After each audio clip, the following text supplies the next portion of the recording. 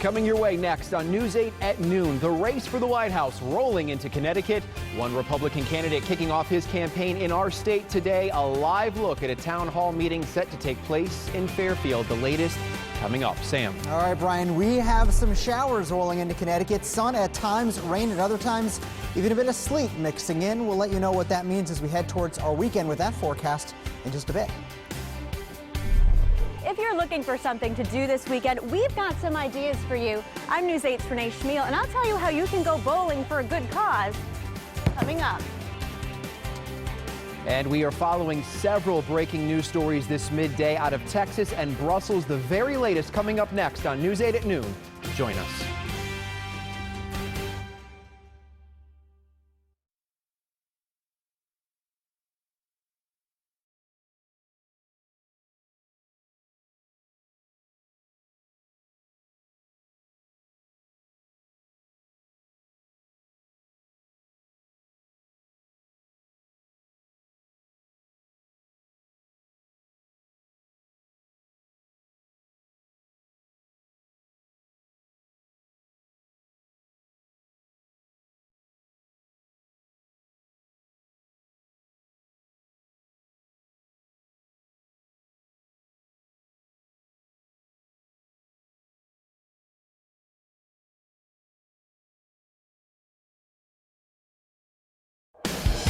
Live, News 8 at noon starts now.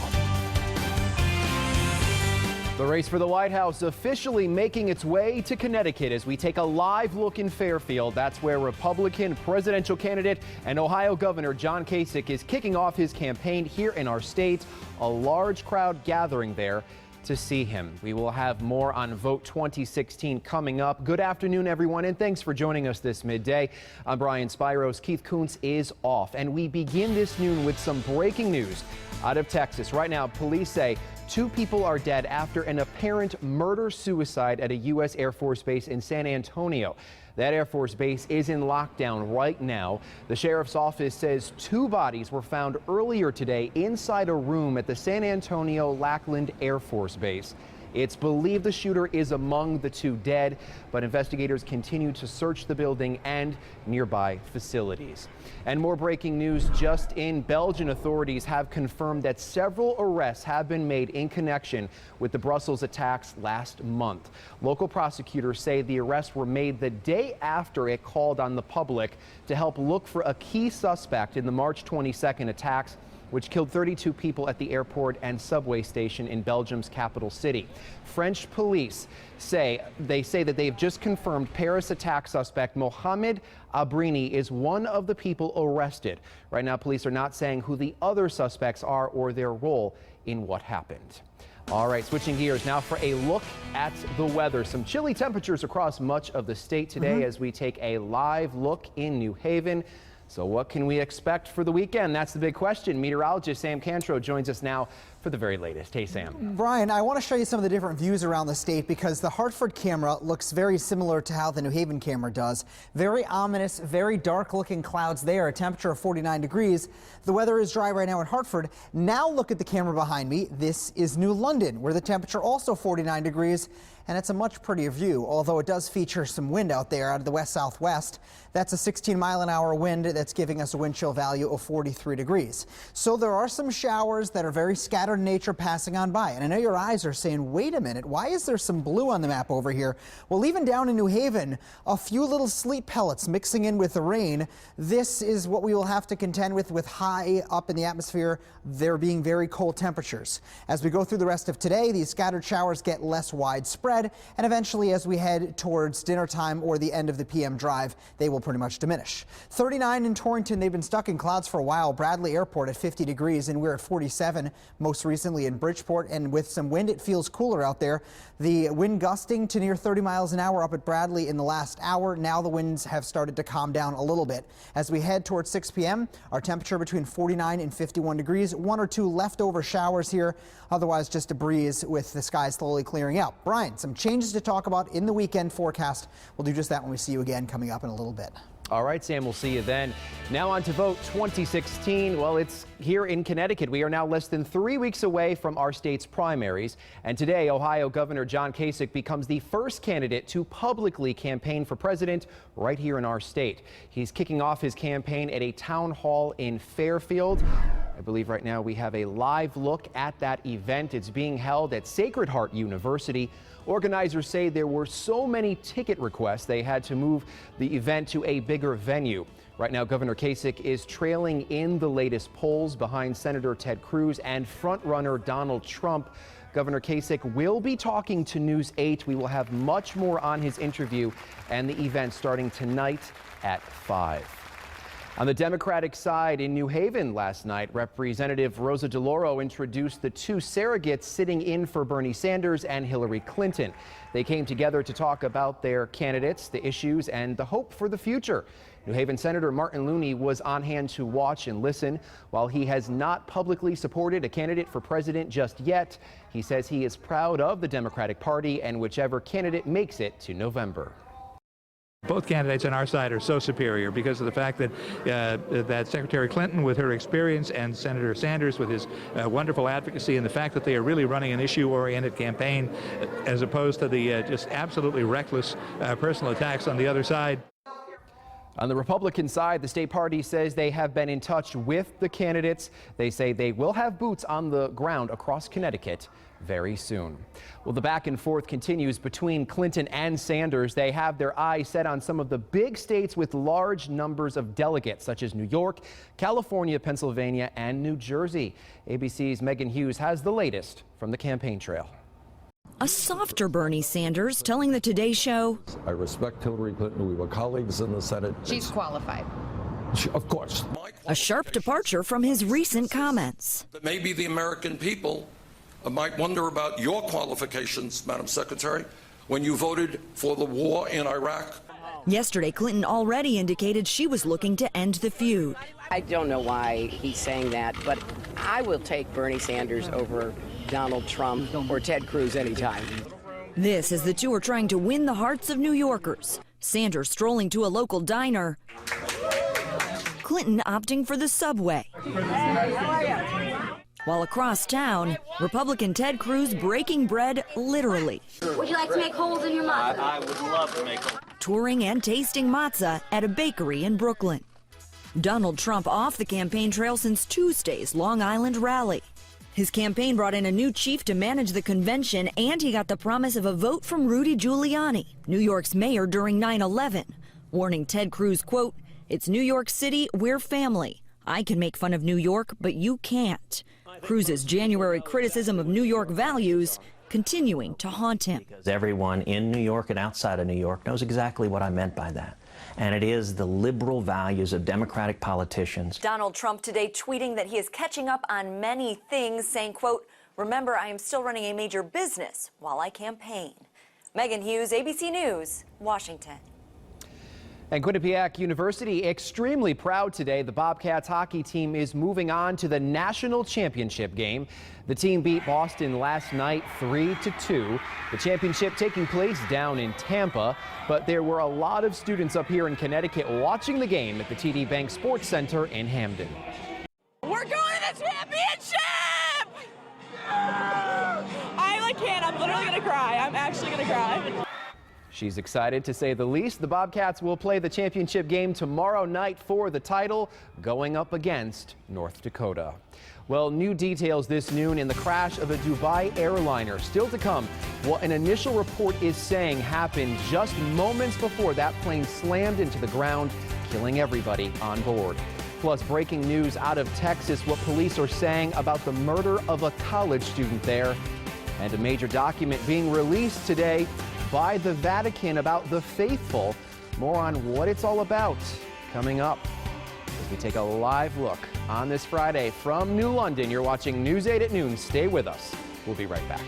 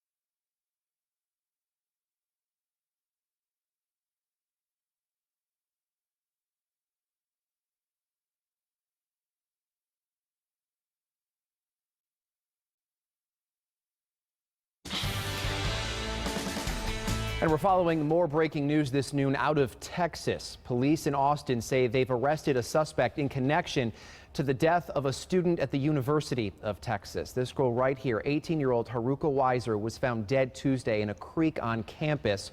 Her death ruled a homicide. Police released surveillance video of a person of interest walking a woman's bicycle near the crime scene. Right now, no word as to whether that's the person who is now in custody. And we have new information this noon about the Dubai airliner that crashed in Russia last month. The first report on the Fly Dubai crash has come out. The report says the pilots climbed to 3,000 feet after an aborted landing due to bad weather. However, after that climb, there was a nose-down shift in the horizontal stabilizer. That's a portion of the tail that controls an aircraft's up and down movement. It's still unclear why this happened. The Boeing 737 slammed into the ground just short of the runway, killing all 62 people on board. And a major document being released today regarding black and white rules for the faithful. All of this coming from the Vatican. So what does the 256-page document say? ABC's Aaron Katersky has the latest from New York. In a new document called The Joy of Love, the Pope says individual conscience should guide sex, marriage, and family. The Pope urges more acceptance of divorced Catholics, gays and lesbians, and others who live outside traditional church rules. A pastor cannot feel that it is enough to simply apply moral laws to those living in irregular situations as if they were stones to throw at people's lives, he writes. The key words are that the church has to understand, to comfort, and to integrate also people in difficult situations. In the lengthy paper, the Pope insists the Church's aim is to reintegrate and welcome all its members. At the same time, he rejects gay marriage and repeats the Church's position that same-sex unions cannot be equivalent to marriage between man and wife. We find here a reaffirmation of the Church's teaching regarding marriage, fidelity, and openness to life. In the footnotes of the document, the Pope also signals a possible path for divorced Catholics to receive Holy Communion, writing, "The Eucharist is not a prize for the perfect, but a powerful medicine and nourishment for the weak." On thorny issues such as contraception, Pope Francis stresses it's the couple's individual conscience, not dogmatic rules, that must guide their decision. Recognizing the complexity of a global church, the Pope pushes decision-making downward to bishops and priests, saying they're better suited to seek solutions for their culture and local needs. Aaron Katersky, ABC News, New York. Well, professional golfers are hitting the course for the Masters tournament. One golfer already broke a world record.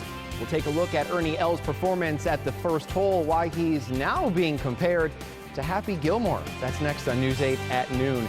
And if you're thinking about getting on top of some spring cleaning this weekend, we'll break down the best times to get rid of your bulk trash. But first, here's Sam. I'll tell you one thing, Brian, you're not going to want to be putting anything outside that you don't want to have get ruined. We do have some passing showers rolling on through, even a little bit of wintry precipitation mixing in. We'll talk about a close-by taste of winter for this weekend and some big changes coming up. I was going to say good morning. News 8 at noon continues in just a few. See you in a bit.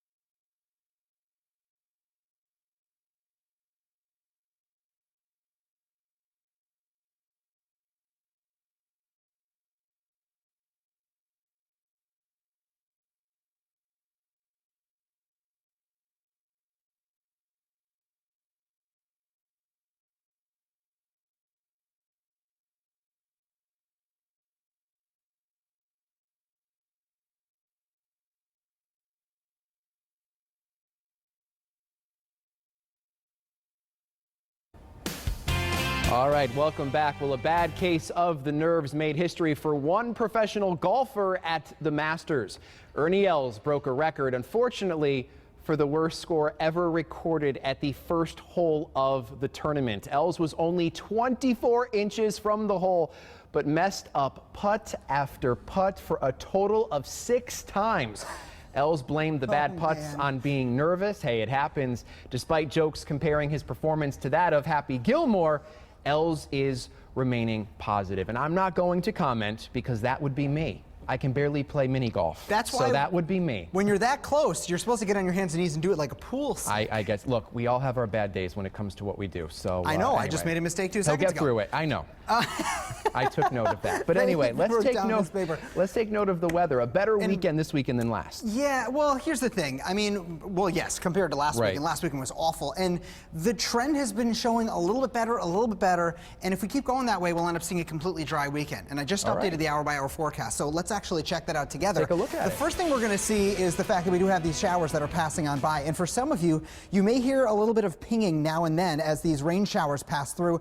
Cold air high up in the atmosphere, allowing that rain that's falling from the sky to briefly freeze and stay frozen as it reaches the ground. Temps way above freezing, so we're not concerned about any icy roads or mixed precipitation causing any problems.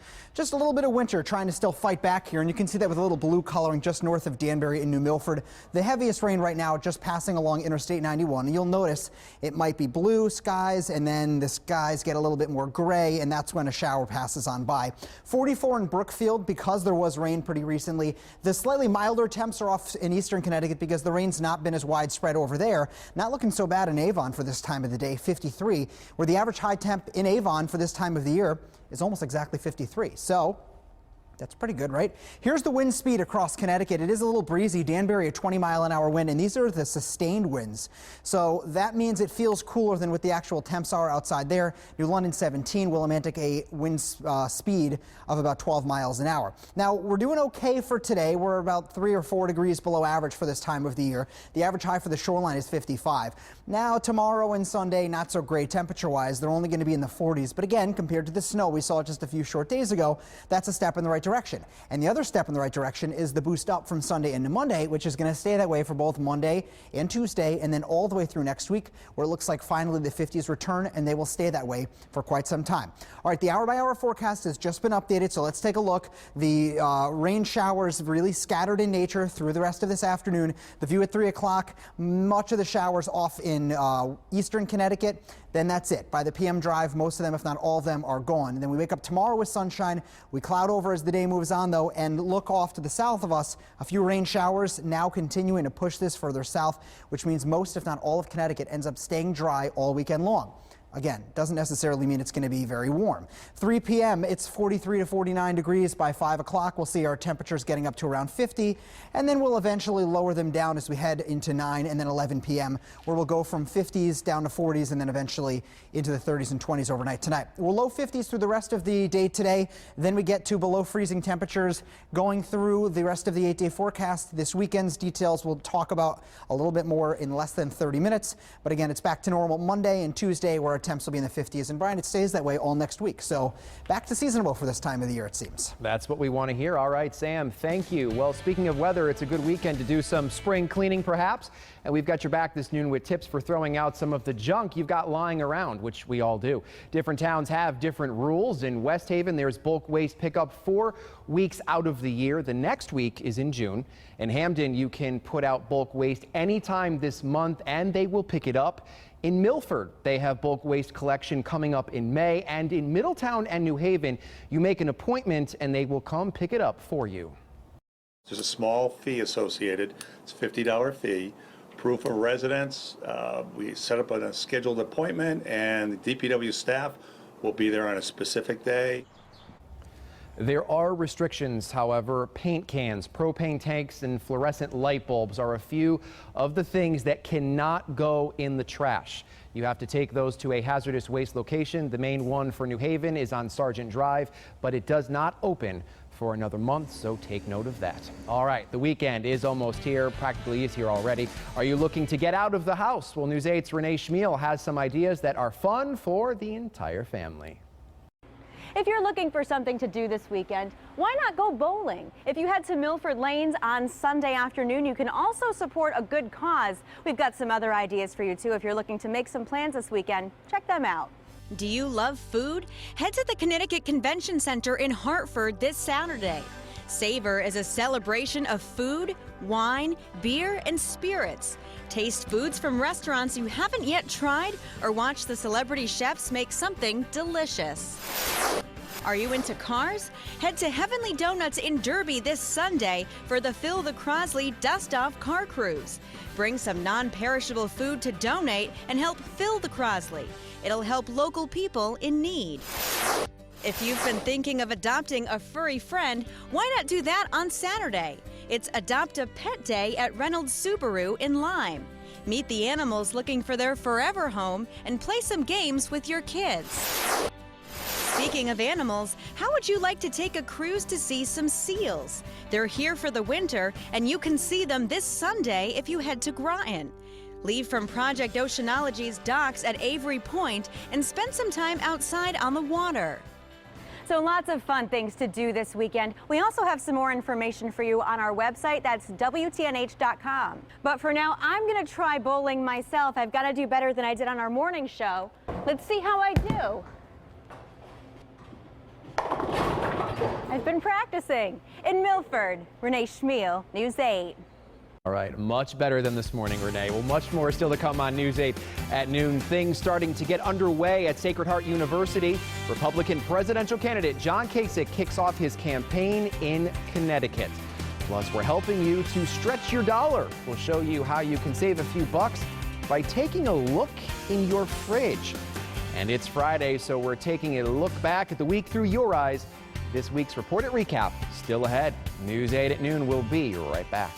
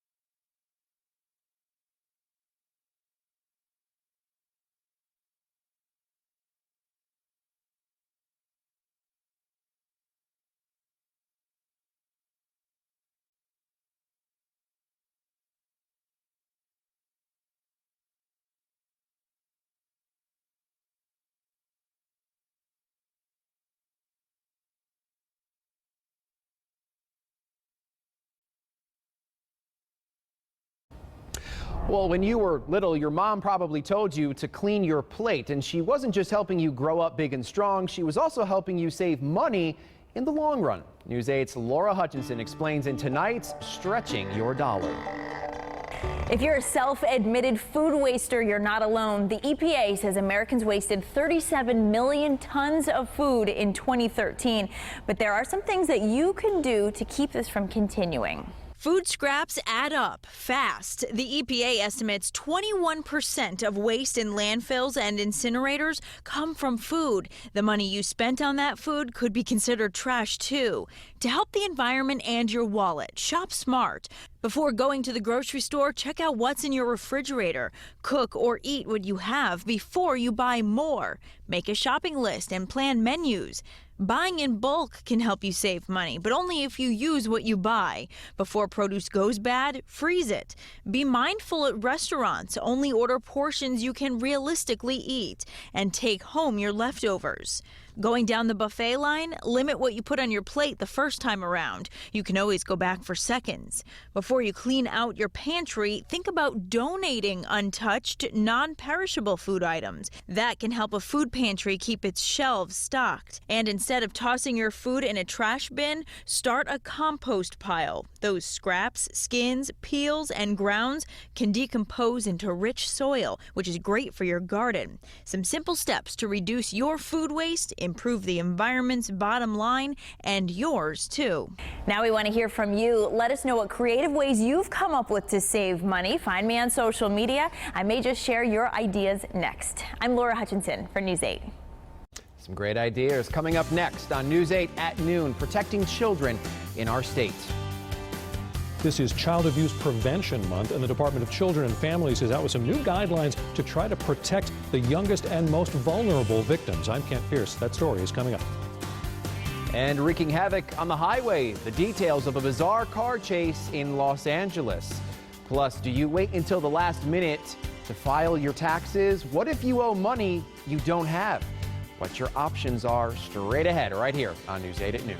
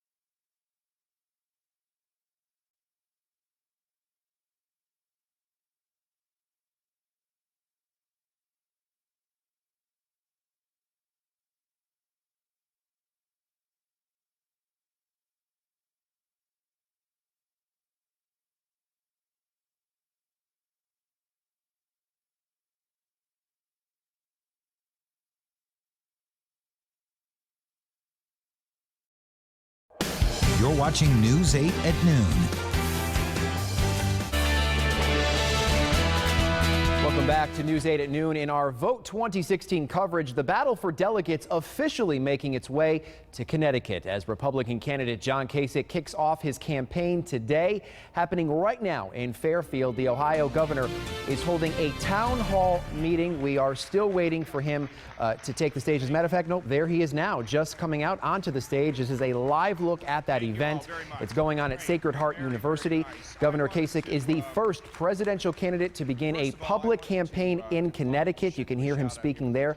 The town hall is scheduled to wrap up in about an hour. Organizers say they received an overwhelming number of ticket requests, forcing them to move the event to a bigger auditorium. Connecticut's primary is a little less than 3 weeks away on April 26th. Governor Kasich will be talking to News 8. We will have much more on his interview and the event starting tonight at 5. And the Democratic race between frontrunner Hillary Clinton and Bernie Sanders is heating up in New York.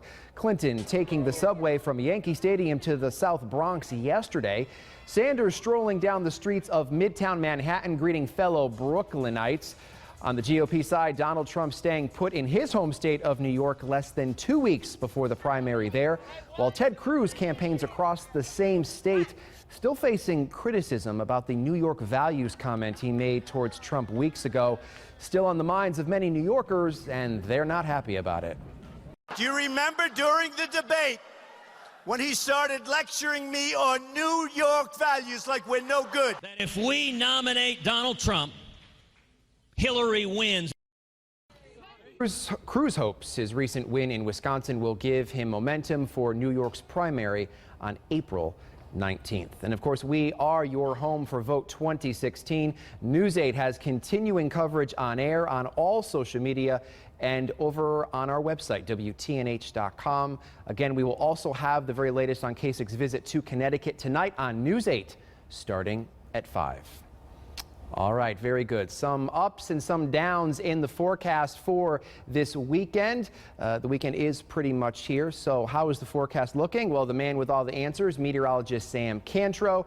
He joins us now live with a look at how the next few days are shaping up. Okay, I think that's probably the best way to describe it. We'll deal with okay. It's better than last weekend. For sure. And a lot of people are now looking at some of the cameras that we have that looked a little sunny not too long ago, and they're saying, hey, dude, it was supposed to be sunny and now it's cloudy. It's clouding up a little. Yeah, and it is. You can see it on the New London camera behind me, and actually we can take a look at that. It's 50 degrees in New London, and the clouds are now starting to roll back in here for New London. Notice the view across all of the state of Connecticut, and I've put the visible satellite. So this is an actual picture from the sky facing down. The last areas that are going to see clearing or clear-ish skies are down in New London County, where the clouds will start to roll back in there soon. But there's also another clearing line off to the west, and that's what we're going to have for the rest of today. At times the skies will look really gray. At other times we'll see blue skies, and when we do get blue skies, our temps will bump up a couple of degrees, but then when the clouds roll back in, they'll drop back down. So I'd be willing to bet Watertown's probably pretty cloudy, Sterling cloudy-ish, Long Wharf at 46 degrees now. The temp in Ashford is currently at 45. As we go through the rest of today, as you head towards the PM commute, the skies will be clearing out, 50 degrees the temperature as we get to around 5 or 6 o'clock. And then there is the weekend, where on a scale from 1 to 10, yesterday I called it a 3. Now I'll say today is going to be, or excuse me, Saturday and Sunday are going to be more of like a 6-ish. If you have to pick which one of the 2 days are better, Saturday, I guess, because there's a little bit less wind. Sunday's not going to be horrible by any stretch. It will end up being okay. But after this sort of up and down theme, we do get back to normal for this time of the year, with plenty of days that are seasonable. A couple shots of rain to talk about as well. We'll also talk more detail about that storm that could have potentially given us some snow in the direction that it's now moved, when we see you again coming up in just a little bit. Brian, over to you. All right, Sam, we'll see you then. Well, some breaking news we want to get to out of Texas right now. Police say 2 people are dead after an apparent murder-suicide at an Air Force base in San Antonio. That Air Force base is in lockdown right now. The sheriff's office says 2 bodies were found earlier today inside a room at the San Antonio Lackland Air Force Base. It's believed the shooter is among the 2 people dead, but investigators continue to search the building and nearby facilities. And more breaking news from overseas. Belgian authorities have confirmed that several arrests have been made in connection with the Brussels attacks last month. Local prosecutors say the arrests were made the day after it called on the public to help look for a key suspect in the March 22nd attacks, which killed 32 people at the airport and subway station in Belgium's capital city. French police just confirmed Paris attack suspect Mohamed Abrini is one of the people arrested. Right now, police are not saying who the other suspects are or their role in what happened. Well, new at noon, April is Child Abuse Prevention Month, and this morning the Commissioner of Children and Families released new guidelines designed to help spot child abuse in the youngest and most vulnerable of victims. News 8's Ken Pierce explains from Hartford.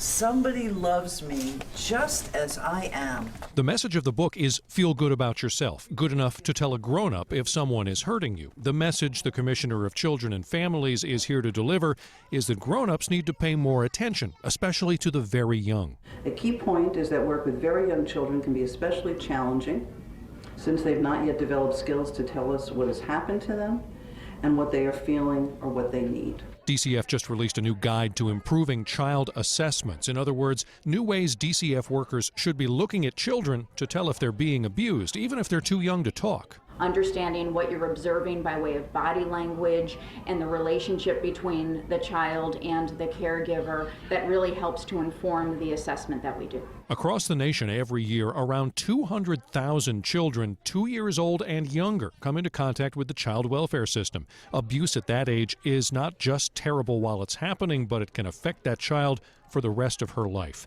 April is Child Abuse Prevention Month, and it's a reminder to everyone to speak up if abuse is happening. That because of events like this, dozens of kids have raised their hands to say, I need help, is, I think, the most powerful statement that can be made. April is Child Abuse Prevention Month, but it's also a month when we're hearing about a lot of cuts to state agencies, DCF included. The commissioner saying that, yes, there is going to be some belt tightening. There is a perfect world and a good world. We don't live in the perfect world, she says. We live in the good one. In Hartford, I'm Kent Pierce, News 8. And we've got you back this noon with some last-minute tax tips. 10 days and counting until the deadline. According to H&R Block, 1 out of every 3 people wait until April to file their taxes, many of them a few days before they're due. Oftentimes, people find out they owe money and can't come up with it at the last minute. So what should you do? Well, the experts say file your taxes regardless. You'll save yourself money in the long run.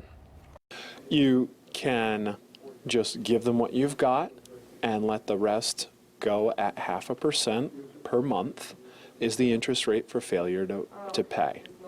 If you enter into an installment agreement, it drops down to 0.25% per month or 3% per year, which is actually a pretty reasonable amount for a loan. If you don't file at all, the failure to file penalty would be 25% within 5 months. So again, you want to file regardless. Keep in mind, you can always set up an installment agreement with the IRS and pay the amount off. Some people will put what they owe on a credit card. This isn't necessarily a good idea because you'll get stuck paying a processing fee on the amount. As a reminder, the tax deadline, April 18th. Well, it is Friday, so it's time to take a look back at the week through your eyes. Much of it was pretty snowy. Here's this week's reported recap. What happened to spring? That's the question a lot of people are asking, especially after the snow we got this past week. The tulips and daffodils flattened. Like us, the flowers don't know what to think of everything. Even the birds are confused. Their houses frozen over. This forsythia bush covered. So many surfaces glazed over in ice. It looks more like January than April. Sure, you can build a snowman and have fun. Days prior, there was hail all over the state. After all, this is New England. Anything is possible. Connor is ready for spring. These dogs will play outside regardless. Sure, the snow and blue sky makes for some great scenery, like this American flag in Bethlehem. And don't worry, it will feel more like spring soon enough. And be sure to send us your photos and your videos. They might be shown on TV. You can send them to us through reportit@WTNH.com. Well, still to come this noon, a crazy car chase in California. All of it caught on live TV. Why it involved donuts and selfies. The details ahead. And an attempt to stop airplane seats from shrinking gets clipped. How it would have helped passengers. Plus gears, spokes, and wheels. That's the focus in this week's Working for Connecticut segment. Those stories and more coming up after the break.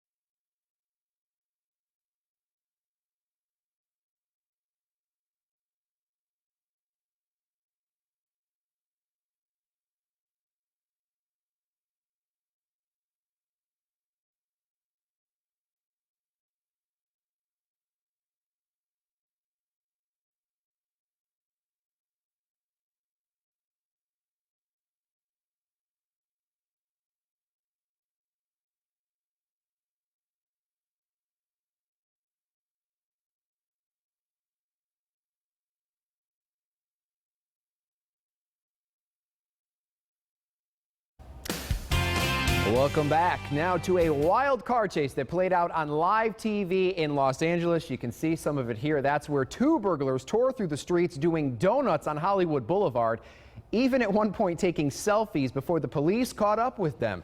ABC's Matt Gutman has more on this bizarre story, which was all caught on camera. For nearly 2 hours, this duo dominated Tinseltown screens. The pair in the blue convertible Mustang, top down despite the rain, suspected burglars on what seemed an epic tour past Los Angeles icons, turning donuts on Hollywood Boulevard. 5 of them. The passenger casually standing up in the car, even gesturing towards the news and police choppers. From donuts to a near T-bone, almost colliding with that TMZ bus as it moves into its lane. Suddenly, they've got company, but it's not police, it's instant fans following them, waving at choppers. Its tires shredded, the car finally stops in South LA, even pulling over to let other motorists pass. The two suspects shake bystanders' hands. Get on the phone. Hey, bro, that's what's up, baby. Minutes go by. Still no officers. So bystanders begin snapping selfies of the duo.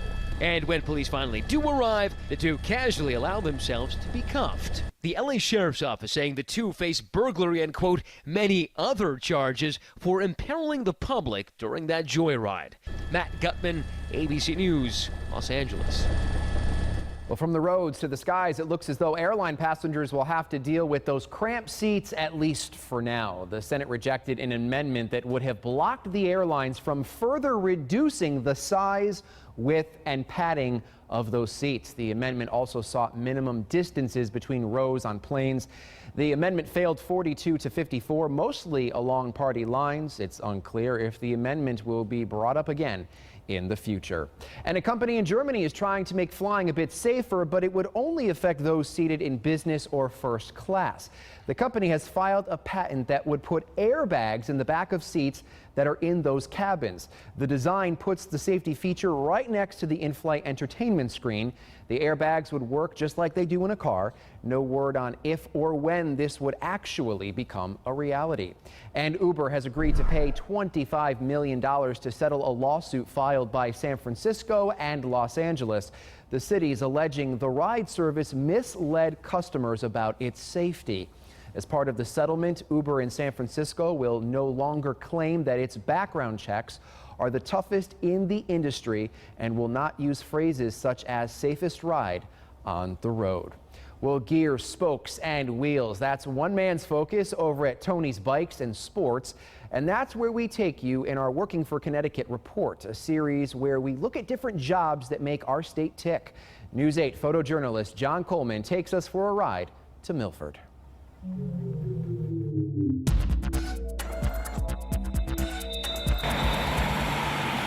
When I walk in the door every day, the magic is still there. What do you think? Pretty good? Looking straighter. They don't always come out perfect out of the box. I started out as a customer, as a young kid. Front brake's all set. What they call a shop rat. If it's sweeping or the bathroom's dirty or the garbage or the cardboard needs to be broken down, that's what you do. And you learn the business from the bottom up. You can see how far it's in. Just loosen it up and bring it over. Yeah, just drive me nuts. Yeah, no biggie. Like, what's going on with this thing? Yeah. What I love the most about the shop, coming in and literally just seeing all the stuff on the wall, that gets you excited about riding. Bill, where's that coffee? That's the morning ritual. The great thing about biking is the feeling you get, it's in harmonic with you. This one's all set. Got to keep those bikes moving. All right, the weekend is here. Are you looking for something fun to do? Next on News 8 at noon, we break down some of the events taking place over the next 2 days right here in our state. But first, here's Sam. All right, if you do have any events planned this weekend, you'll want to stay tuned for the forecast. The weekend could be a little bit changeable. The updated forecast. When we come back, we'll see you in just a few.